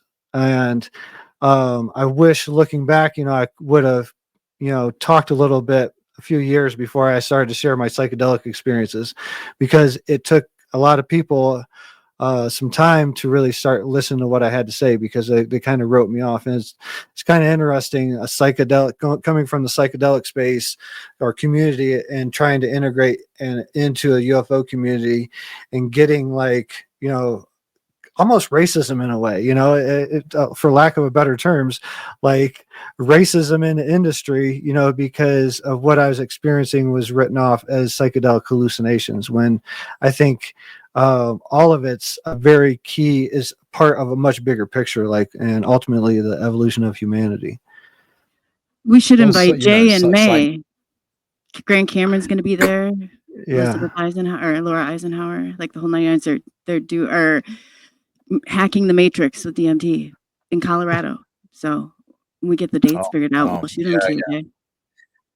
Yeah, it's interesting that that kind of situation has come up with that guy saying that you can essentially see the matrix code when you take DMT and you put a diffracting laser on a wall, and you can look through it. You know, what you said about people dismissing the psychedelics, people dismiss psychedelic experiences just on the basis of psychedelic experiences, you know what I mean, regardless of UFO phenomena. I mean, that's another layer. You add on the fact, like, hey, you know, you can see flying saucers, all you got to do is take 5 grams of these mushrooms. People are going to be like, yeah, of course, buddy, of course. But at the same time, people are dismissive of psychedelic experiences in general. They just go, well, that's just your brain. It's just your brain making, you know, little communications and little memories. And I'm sorry, I disagree with that. I really do. I think that it in my opinion, what this is, and it kind of ties into parts of quantum biology, which is an emerging field really that's going to get its time in the sun in the next few years, I think, as we get deeper into our own biological cellular system and see how this connects to the quantum fields. You know, when you're looking at a psychedelic experience, I think what you're doing is you're reducing the default neural chatter, right? So it's like meditation. You're silencing that default neural chatter. You're silencing that default perceptual field. And because of that, things filter in. And I think that this is a quantum state. I think that you're essentially putting your consciousness into a superposition state. It's entangling with larger fields of information that are always around us all the time. We're basically, you know, floating in an ocean of electromagnetism, which you could just translate into information once you start breaking it down into little bits of energy. So we're in fields of information. We're bubbled off in our default neural perception, our corridor of reality. This is real. This is solid. I wake up, I brush my teeth, I go to, you know, that's our normal day to day. And it has to be, because that's how we experience linear time, and that's how we go through human experience. But if you want to get a little bit of a flavor of what's going on outside of that human experience, you need to reduce down that default neural chatter. You need to get rid of it. And so I see a psychedelic, DMT, you know, psilocybin. These are things that reduce that default mode. It turns that default mode down or off. And when that happens, all of this information that's kind of bombarding us all the time that we filter out, our brain filters it out because we need to focus on being a human in a human experience. That goes away. All of those things break down. And suddenly you're encountering incredibly profound knowledge, incredibly profound entities, incredibly profound geometry, which we're now finding out is basically just the code of a mathematical universe. So the physicists, you know, the physicists in the world are having to scratch their heads and go, well, how do we not call this God? How do we not call this God as long as possible, because it's really starting to feel a lot like God.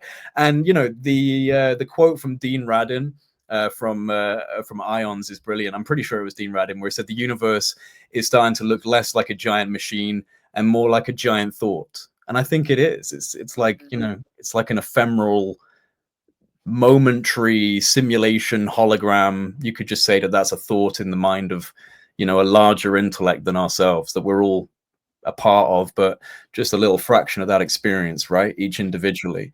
And when we shut down the default mode, when we shut down that default neural network, we connect a little bit more to that wider intellect. So you had a documentary come out on Netflix, correct? No, I wish did I that did. come out yet? Well, I thought you were the one that was. I read something about it. She's looking at a different timeline. Has someone put out a documentary and I haven't got a royalty payment? I thought you were in the process of putting it together. You are not, because it pops up. I even looked to make sure, like the secret. I've been in a perpetual state of saying I'll do a documentary for about 5 years, but I've never really come out and actually done it because I've had lots of ideas. But no, there is another Jay. In fact, there's a couple of Jays out there in this UFO world. There's J. Christopher King. He's very active and he's got a lot of things going on production wise. In fact, I think he's even got something with Apple TV right now. So it could be that Jay. Might be that Jay. I thought it was something that you wrote going back at that about the core secrets or something. Yeah. Core Secrets was my idea for a documentary. I was always planning on doing kind of like a long format look at, well, essentially it started off with the Admiral Wilson leaks, the Admiral Wilson, Eric Davis notes. That was kind of a core interest of mine. And that was what put me in touch with Richard Dolan and people early on, and they were very interested in me doing this production, but I never actually finished it. Okay. I've always looked for it. I wish it was coming out on Netflix, but I just, I haven't got that far with it yet. Well, maybe it will now. Maybe. Maybe. Who knows? Yeah, maybe. Yeah, we just had to voice it. We just had to bring it out to existence. Yeah. Well, the thing is, the issue actually, to be honest, the issue is that my thoughts and opinions have evolved and changed so much over the last like kind of 3 or 4 years that if I had to look back on it, I'd probably change a lot of what I'd say now. So it's like at some point, and I love doing creative things. Like I love doing video projects. It's one of my passions. I like video editing, and I'm very musical, so I like making things dramatic, and I love doing that kind of stuff. So I actually want to do some long form projects. I've got so many interviews where I could cut out a little bit of someone talking, and it's something I'd like to do. It's just I think when you're trying to kind of keep interviews going and you're doing other things at the same time, you need to set aside some space for a long project like that, and I just haven't given myself that space. So I mean, at some point I'd love to do it. That'd be awesome. It'll I happen. think you'd do well. It'll happen when it's right, Yeah, for real. Yeah, exactly. Yeah, it's out there. The hype's out I there. I do want to do a lot more traveling in 2025 to specifically these places of historical relevance that I'm really interested in, and do some mini docs. I'm going to film all of Malta and hopefully turn that into a pretty cool looking documentary. I'm still trying to figure out if there's going to be some way I could like sew a camera button into my shirt or something, so that when I go into you have to get one of those pens, or I really want to film in there. They will not let you. It's like there's literally like a ancient History Channel video on that with terrible video, and there's some good photos online of the Hypogeum, but yeah, you cannot film in there. It's such a mystery, that place. Oh, they probably have the internet and everything all blocked down too. Yeah, you wonder. Yeah. So have you ever experienced channeling? Like yourself experience channeling, what you would consider channeling?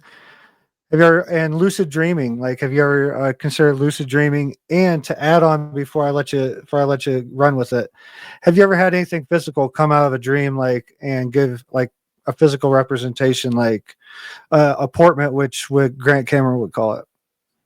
Yeah, never had anything like physical out of a lucid dream. I've had a few different experiences of like sleep paralysis, which is about as lucid as I've gotten. Like I've never had control over my dreams really, but I have had some lucid dreams, which are actually not great. They're pretty unnerving. They usually are.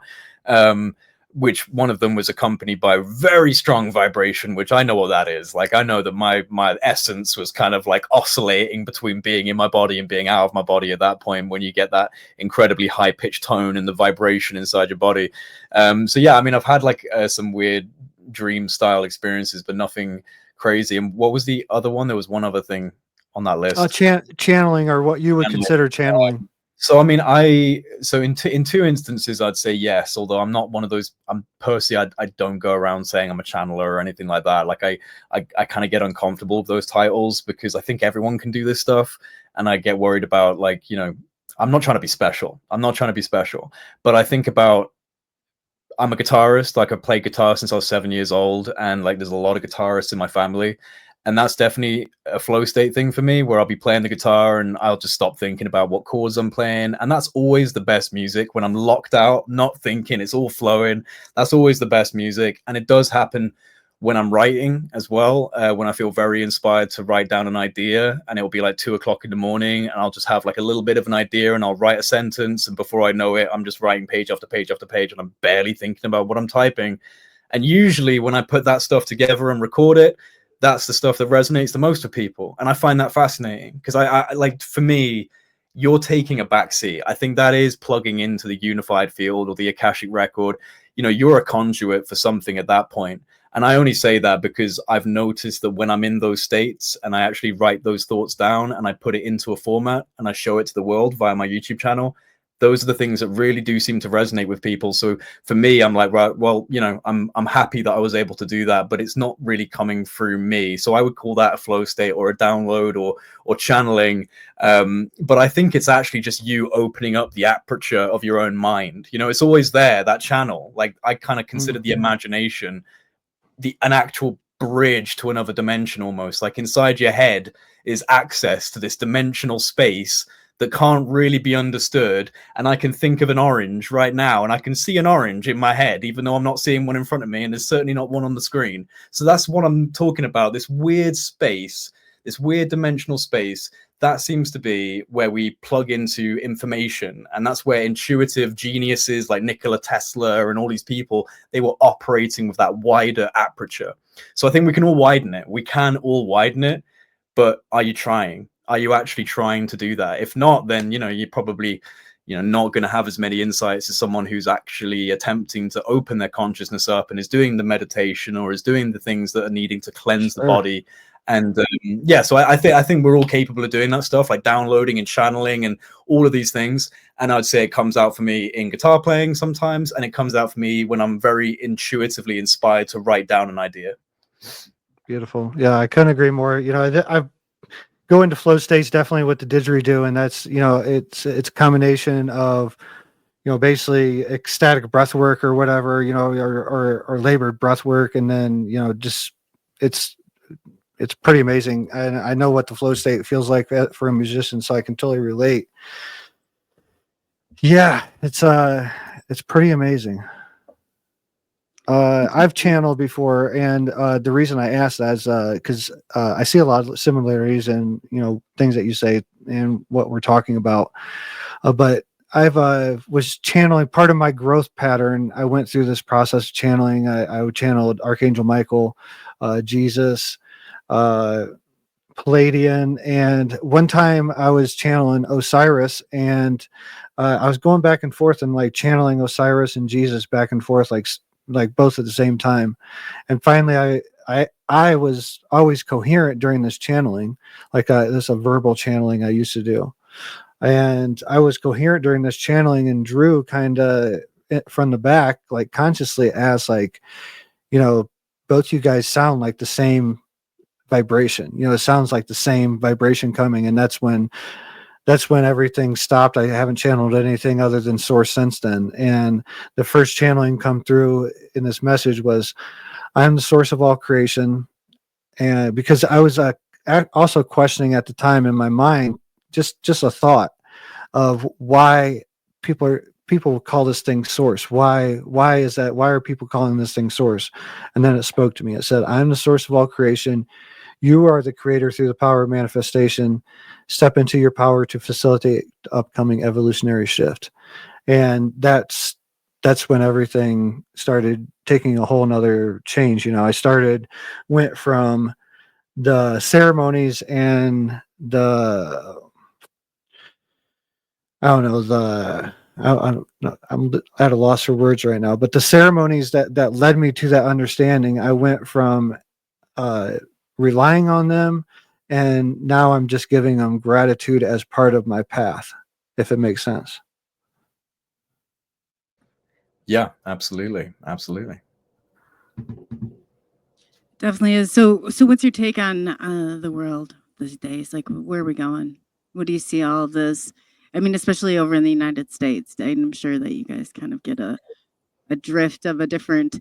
I know the media outlets and everything, and I've seen your posts. You're pretty good, like keeping up. But what do you think the focus is on the United States? Why isn't other people, like the other countries, why aren't they like at this point of disclosure, or are they? We just don't hear about it.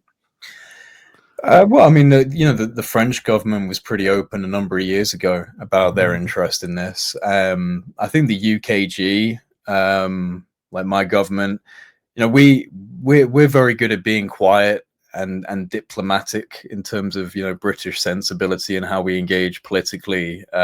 So I think that we're probably watching America and just seeing where it goes and how we're going to address it if it becomes a thing that's discussed more commonly. But I think that as well with the American discussion, it's not necessarily got the wheels that we thought it would have. Like the momentum is kind of falling off now.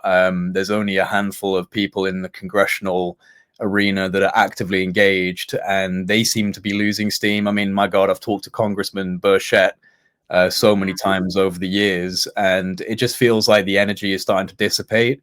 I think that relying on the government, especially the US government, any, Western superpower, Five Eyes nation government, trusting them to be transparent on something they've clearly kept classified for decades is not going to yield any fruit, in my opinion. I think that this attempt, I have my suspicions, like I really do. I have my suspicions about trusting these national security people that have just popped out of the woodwork over the last few years and have just taken it in this very specific direction of national security.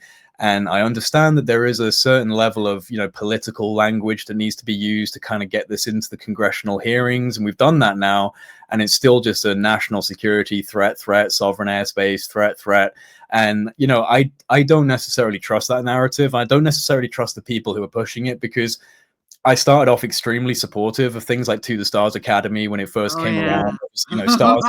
Well, I mean, it just seemed so incredible at the time. What it really did. And it was like, wow, well, here's the thing. And also it was very recent off of the back of my experiences. So it was such a perfect kind of storm of like, well, I've had these experiences. The world seems to be responding. Like this Tom DeLonge guy, and now like To the Stars, and it was all very enticing. And I think over the years, the kind of grandeur of that has fallen off. I've also had the opportunity to be connected to people in these kind of networks over the years, and I've kind of learned just how they are off record, how they are away from the screen.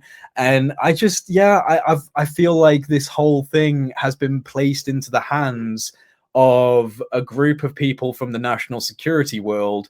And I don't know if they've got the right intentions. I mean, they certainly have their connections to strange groups and Scientology and occult churches. And there's a lot of Gnosticism and these very interesting belief systems that are shared amongst these guys.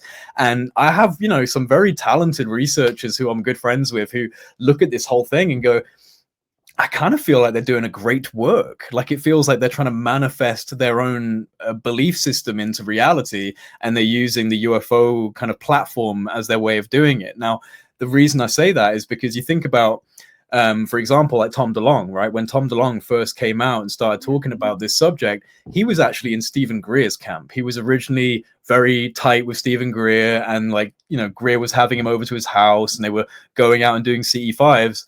And then once Tom started getting his connections in the Pentagon, and he started having meetings with people like, McCasland, General McCasland, and then Lou Elizondo, of course, and Chris Mellon, suddenly he switches tune to, oh, these are bugs. They're bugs. And parasites. Yeah, I know. And it just kind of feel like, no offense to Tom, because I've spoken to Tom. He's a lovely guy. I've been a fan of Blink 182 since I was a kid, and I was really lucky to have like a private chat with him of a group of other researchers. And there's no doubt that he's really, really into this subject and wants to see it kind of come out into the light. But what I think happened with Tom personally is that I think he went, well, I kind of know this because he basically admitted it anyway on the radio on like Fade to Black back in 2016, where he said that he was approaching these guys with the intention of being of service. He wanted to be of service. And he was like, look, here's my idea, but what do you want to do with it? And so he kind of walked into the Pentagon, into the DOD, into the Lion's Den, right? Into the national security labyrinth, and was like, use me. Use me. I will be your conduit into the public. I'll be your interface into the public. I've got, there are literally WikiLeaks emails between him and John Podesta talking about how this is more about gearing the new generation against all this anti-authoritarian, anti-military, anti-government. We want to change that. We want to change that through our secret machines books. And his whole thing now is that these people who've been keeping the secrecy, they're heroes, and they weren't keeping it from us. They were keeping it from the world because they have to keep it from the enemy. They have to keep it from the threat, the alien, the one that's trying to harm us. So it was never about keeping it from us. It was all about keeping us safe, because if we knew, then it would tell these other beings. Now, my problem with that is you can't say that and in the same breath say that they have powers beyond this dimension that can control the fabric of space and time, because I don't care who you are, no one's keeping secrets from them at that point, right? Yeah. Doesn't matter if it's locked in a skiff within a skiff within a skiff, they're finding it because they exist in a different dimensional space. So you can't say, which he does, that they're beyond space and time, and also say that we're keeping secrets from you to keep you safe because we're actually keeping secrets from them. So there's contradictory stories at play. I really feel, with all due respect to Tom, that he went into the Pentagon and they gave him this really good national security template, and that's what we're running with, and I don't really trust it. Wasn't Hal Puthoff the one that he's the one that the To the Stars Academy, and then Tom DeLonge came in, and he's closely associated with Scientology. Yeah. So yeah. Oh, you know all that. Yeah. So then I was watching the group. I actually got offered an NDA by Matt Tiller, who was in his Angels and Airway band with Tom DeLonge. And they said, you're in the privy to know. If I signed a 5-year NDA, that I could know. And I was like, yeah, I'll know what you want me to know. And that's okay, because I'd rather continue to speak uncensored than I would. I won't do that. And so that was kind of the end of that. And he really came on. I mean, I thought so too. I had big hopes, and then I started to see the NSA, the CIA, counterintelligence. Like we can't trust any of this. Like, what about the experiencers and our disclosure? Now, check this out. I don't know how familiar you are with Stephen Bassett, but he came on. We did an interview with him maybe a couple of weeks ago. And when he came on, he started talking about how the government wants us its post-disclosure. And I've followed him, and I've heard some of the stuff that he said along the way. But now he's saying that they're done with so quote unquote like non-civilian experiencers, and as soon as this happens, that they're going to come out for the civilian experiencers. And there's this whole like plan. And I noticed, like, when I searched and Googled like my name under AI, and it all of a sudden pulls up everything from comments to any show that I was on. I mean, it had quotations on me. I'm like, I couldn't write that much stuff about myself if I wanted to, or organize it. I'm like, so, and he's claiming that there are government lists.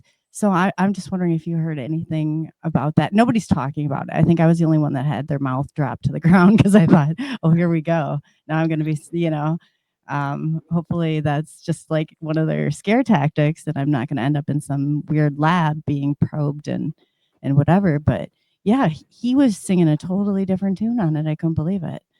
So yeah, I mean, I don't know. I'll believe it when I see it. There's just a lot. I mean, the thing with ufology is there's a lot of campfire stories, more than enough campfire stories. Right? It's like, no joke, right? Yeah, like, it's kind of the commerce and trade of ufology. So I mean, like, okay, cool, there's something that's been said, but we'll wait and see if it actually turns around and becomes a thing. With experiences, with removing experiences from the conversation, I can understand from like a bureaucratic point of view with this particular like method of trying to talk about UFOs, why they wouldn't jump into experiences initially. And I can understand that, but again, I don't really trust this disclosure process. I think it's kind of like a fake smoke and mirror type of a disclosure process. And I don't belong in any camps. So Stephen Greer was definitely right. No. Like, no, but like he was like the first catalyst for me. He really was. Like, when I didn't know anything about ufology. I was shown Unacknowledged, this documentary, and it really opened my eyes up to it. So and it introduced the concept of CE5, which then I started trying to do, not his particular method, but just the basic concept of doing CE5. And that's how I had my experiences. So I know he's telling the truth about CE5. I know that's right. I don't care what people say. I know he charges a shit ton of money for it. And yeah, there are questionable things that Greer does. Nobody's perfect. Nobody's a saint. But I think that Greer honestly, was kicking down doors. He was doing the national press conference. He had a whole team of whistleblowers. He was making moves. He was getting millions of views through Netflix documentaries. Like, let's not underestimate how much he was basically the guy at the front, okay, on this whole thing. And then they poach people from his team and put them into To the Stars Academy. You know, Dr. Gary Nolan, he was part of Greer's team. Tom DeLonge, he was on Greer's team. Hal Puthoff, he gave Greer testimony back in the day. Like, so many of these people were working with Greer, talking with Greer, shaking hands with Greer. And then once Tom DeLonge went to the Pentagon and presented this template of To the Stars Academy, they basically kneecapped him. I mean, the way it went down with like the Atacama humanoid and everything, that's shady stuff. Yeah. That's what got me blocked by Gary Nolan. When I brought up the Atacama humanoid on X, that's when Gary Nolan blocked me. Although Gary Nolan has blocked like pretty much 90% of ufology at this point. I don't really know you're doing something good when that happens. I don't really blame him for that. I kind of want to block 90% of ufology sometimes, but yeah, like he took issue with me bringing up the Atacama humanoid, and that's a very strange situation. You know, he was on Greer's team, and then the day before the premiere of the documentary, he comes out and says this is human, and then like a year later at a conference, he says he can't definitively say which way it is, and so he doesn't want to comment. So he tanked the documentary, he kneecapped the documentary, and then he moves over to the Stars Academy of Arts and Science. So, like, you know, there was all this shady swapping and switching of people and alliances. And I honestly do think that despite his shortcomings, I think Greer represented this uncontrollable asset. Like he's saying no. He wants to bring legal consequences to the black budget, to the special access program world. He's not backing down. And I think that this was basically a method of removing this uncontrollable, dangerous asset that wants to just bring this out. What do we call it? Catastrophic disclosure, right? That's the kind of disclosure that Greer was pushing, catastrophic disclosure. And this more managed, this more channeled, bureaucratically handled, government stamped and approved thing. This is the template that we've been given instead of that. And I don't know if it's a better template, to be honest. I don't know. Time's gonna tell. We do have one question. We do have one question from the chat that had been blowing me up on my personal. Where do you have your own music? And if so, where can the people find it? And this will lead in. And you can lead this right into wherever we can find you at, Project Unity on X and all that. Give out those. I know you're running short on time.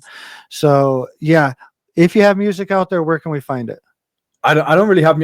I used to DJ, so I was really into my DJing for a while. I actually played at like Ministry of Sound in London, which is a pretty big club in London, and like that was like part of my life story for a bit. So I have a DJ account, but I like honestly never upload to that, and I sporadically have uploaded random pieces of guitar music online, and I did record a hip hop track in New York, which was pretty cool because I'm a massive hip hop head. You know, so like these things are floating in the ether, but I'm not going to bother linking anyone to that stuff. You can just check me out on Project Unity on YouTube and on X, which is where I'm really active, especially since YouTube has decided to demonetize me recently for no good reason whatsoever. You can find me on the Project Unity. That's on X. So the Project Unity, that's where you'll find me. I'll get those all out there too, and get those in the descriptions everywhere, and make sure. So if you just get me a list, and I can get them out. But yeah, I loved it. Now I'm gonna try and find this rap video. I think that'd be great. I'll send you a link to it. Yeah, you definitely have to. I'm gonna meditate. I'm gonna meditate to it. I'm gonna collect. Buster Rhymes at the end. No, it's been really good, guys. But Jay Anderson, Project Unity, thank you so much for being here. Jay, you know, we have to do this again soon. And it's been an amazing conversation. Thanks for everybody that joined us today. And I'm sure this is, I hope this spreads wide and far. And this has been a great conversation. Absolutely. And yeah, Jay, we're definitely going to have to bring you back on because you got a lot of stuff. When are you going on your trip? So just so we know we can get near the beginning of February. Near the beginning of February. I'll mark it down and then we'll try and get you on before or after. But yeah, that's great. So thank you so much. You're welcome. The rest of your day. Yeah. Thank you so much. See ya. Awesome. Take care, Jay. So, All right, Drew, everybody, go ahead. Go ahead, yes. Coley. Sorry. No, I just wanted to say that I really am glad that you and Jay got together because I do see, like, I love the consciousness and all that we pull. So it really was great. So I loved, Yeah. yeah, loved it, I loved think it. consciousness is ultimately what's going on now. Like the psychedelic, we're heading in, not to get political or anything, but we're heading into this next 4 years of this next administration heavily supporting psychedelic research and access for psychedelics. And they're heavily supporting the UFO. Trump is already talking about UFOs. So no matter what party you're in, you know you look at the bigger picture, like these next 4 years, no matter Republican or Democrat, are going to be life changing on a lot of different things. And I'm Absolutely. excited about it. I don't, full disclosure, I'm not either party. I believe in the higher party. I don't Right. believe in the Republican and Democrat party ruling over us. I believe in the higher power ruling over us. So, Oh but yeah. I see these next, we're going to see a lot of change, a lot of magical things coming up in the next couple of years. It was amazing conversation, with Jay. I Yeah. didn't really know about him till you booked. So doing the research, I kind of looked into him a little bit. Fascinating guy. And yeah, Super it's nice. Yeah, and he's super engaging, and that's why I think we'll definitely have to get him back on. And I love that we're doing this Saturday because then we have the UK people that we could get on and other people that weren't able to do it late afternoon. So look, I've got some good ones lined up for too. So this will be fun. This will be a lot of fun. yeah, it was good. So Definitely. yeah, with that, everybody enjoy the rest of their day. Get out there and take in this energy of the solstice. The solstice right now. This is the day when days start getting longer. That means overall, like the bigger picture of it, light. We have more light from here on out, and just keep that in your mind. Keep that mantra in your mind. Every day from here on out is more light.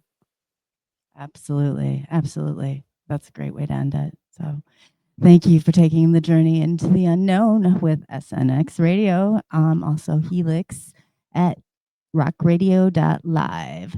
So I'll go ahead and throw in there next time. So you guys, if you do choose to download us on the radio, that you'll be able to do that coming forward. But we'd like to thank everybody who was here and listened with an open heart because you really, I mean, there's so much to learn. There's so much to learn. And, it's great to have you along on this journey. Drew, love ya. Yep. So on that note, is there any last words? No, just trusting yourself. The holidays are coming up, and just like just like today is a galactic holiday. A universal holiday. We have the holidays coming up, Christmas and the New Year's. The New Year's, tap into that change too. That's going to be around those New Years, and keep your eyes open for those magical things happening. Sometimes magical things happening to us, and we overlook them because we're too wrapped up in our daily lives. Keep your eyes out over today and these holiday, each and every one of these holidays, like the day before and after and the days of the holiday. Keep your eyes open for magical things happening around you.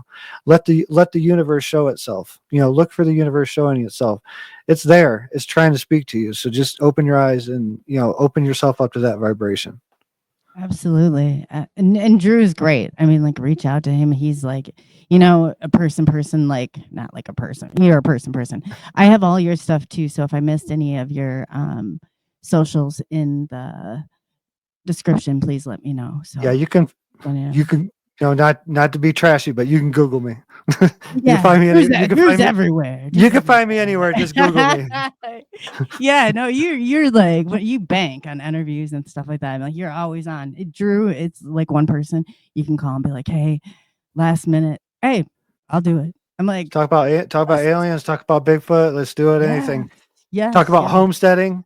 Gonna be Homesteading. coming out in season 13 of Homestead Rescue. So we were on season 11. Now we wrapped a few weeks ago on season 13, the episode that we helped out on. So two seasons of Homestead Rescue on Discovery in the book so far. So and maybe more to come. Awesome. So Woohoo. Yeah, you're so comfortable with the it's camera. So fun. It's cool. fun. I love doing it. It's the crew over there, the film crew, production crew, Marty, Matt, and Misty, the main people, they're all awesome.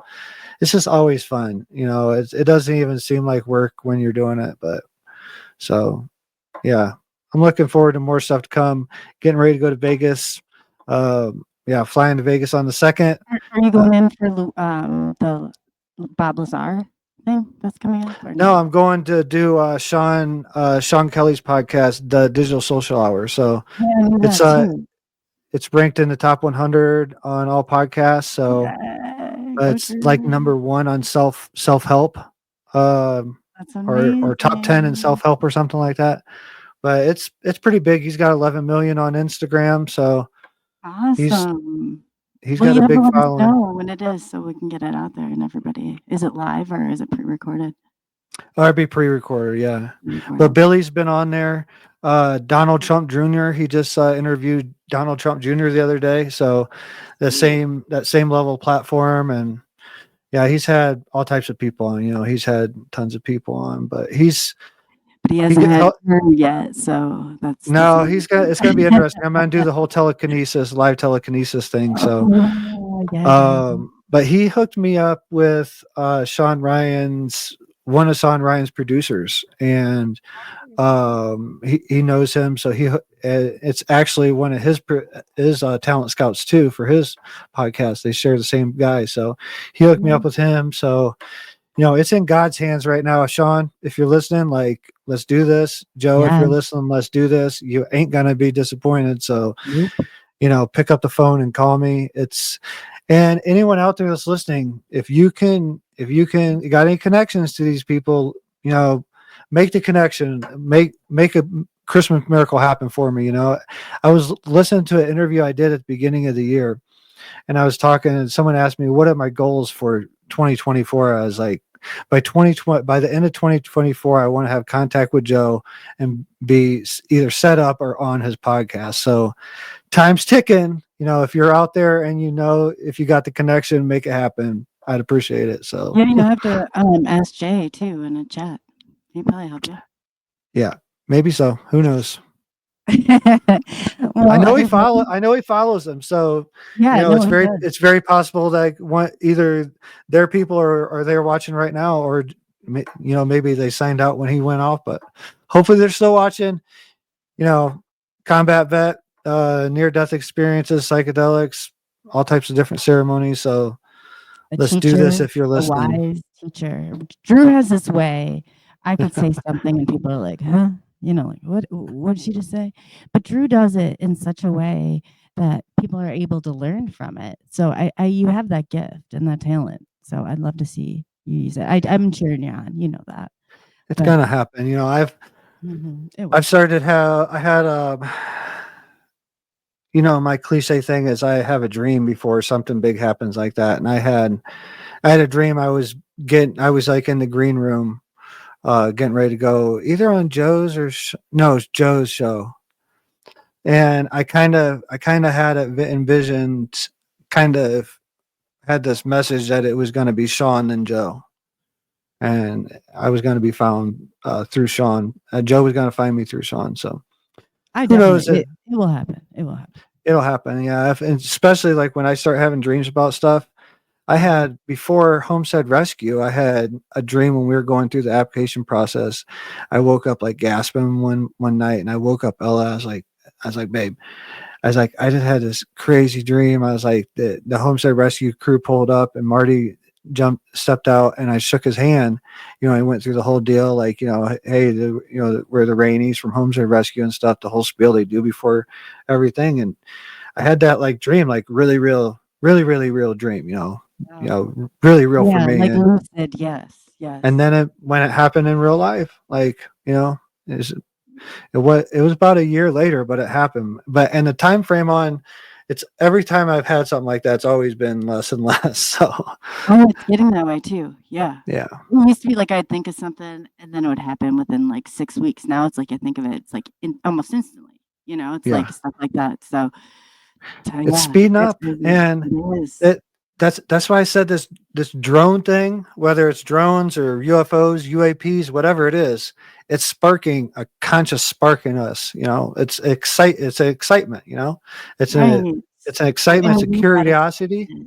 Yes, yes. and you can see it permeating, and that alone, no matter whether it's real or not, because ultimately, like I said over on SOR, it doesn't matter if it's from this planet or off. It's all alien, because we're not from this planet anyways. I agree with that. We're not from this planet anyways. So it doesn't matter if we reverse engineered Roswell crashes, or it's from the Andromeda galaxy that's coming here, or Palladian, or Orion collective, or whatever it is. It Right. doesn't matter, because it's all alien. I'll leave it with that. So that's the perfect way to end it. So stay tuned for our next Tuesday. We will have another amazing guest on, and yeah, well, I will update till then. So everybody enjoy your day today, and don't freeze if you're in the Midwest, because we're freezing here. I'm sure you're freezing there too, Drew, but yeah. It's not So- bad today. It's it's in the 40s or so. It's cold at night, but Oh, yeah. we're like, woo, like 15. So it's like, don't leave your house During the today. day? During the day? Yeah. Started off at 6 degrees this morning. Oh man, it gets cold at night, but I mean it's sunny during the day, and being the high desert, it warms up quick and cools down quick. But it's been pretty nice. We went to a Christmas parade last night in a little town as close to us. There was like, the whole thing lasted like less than 5 minutes. It was so small. It was nice though, like going to us. I know. That's a start. Yeah, it's nice Going back having to it's nice having little kids though. They're both walking now, and Hawk's potty trained, and so it's really nice to being able to enjoy the holidays again. Having kids allows you to relive your childhood in a way a little bit. So it's been Bring really the nice. magic And back. Yes. yeah, this is the office, and I got a pile of stuff over there. This is like the hiding spot, for the kids. If I were a kid, I'd been like, I was on a mission to find out what I got. But Yeah, this is Santa's workshop out here. So oh, that's cool. That's cool. Yeah. Well, you All enjoy right. your day too, and then we'll be in touch. And look for us next Tuesday. What am I talking about? sometime Yeah, we'll be releasing more as it comes along. But yeah, I know. there'll be We got sometime, things and to- if sun pops up, we're gonna be back earlier. So Yep, we will sure do that. And for everybody, we'd like just to thank you once again for listening, and we will see you soon. I am. Take the journey, come on, let's go. Oh yeah, where the stars and secrets flow. Subnation X radios glow. In the night, we'll ride the show into the unknown, where mysteries are shown. Dance to the beat we own. Come with us and let it go. Night sky whispers in the dark. Secret trails will leave a mark. Follow, cross, ignite that spark.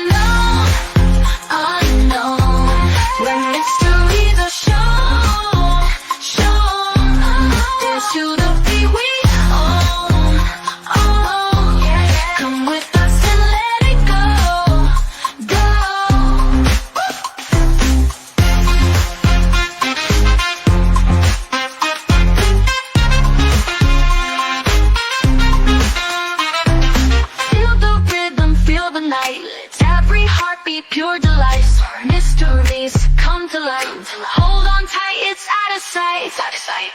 Into the unknown, unknown. Where mysteries are shown, shown. Dance to the beat we own, own. Come with us and let it go, go.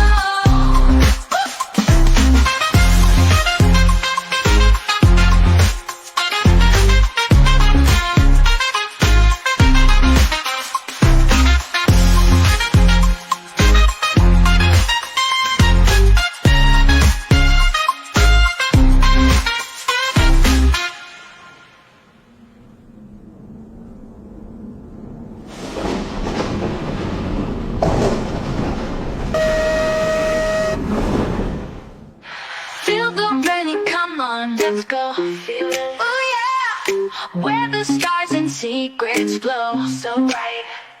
Summation X radios glow. Oh no.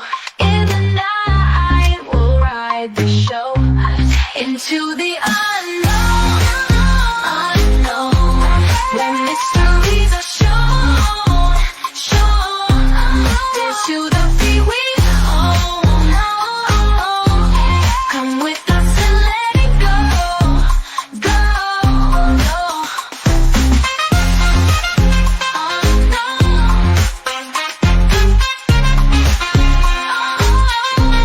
When mysteries are shown, shown, shown.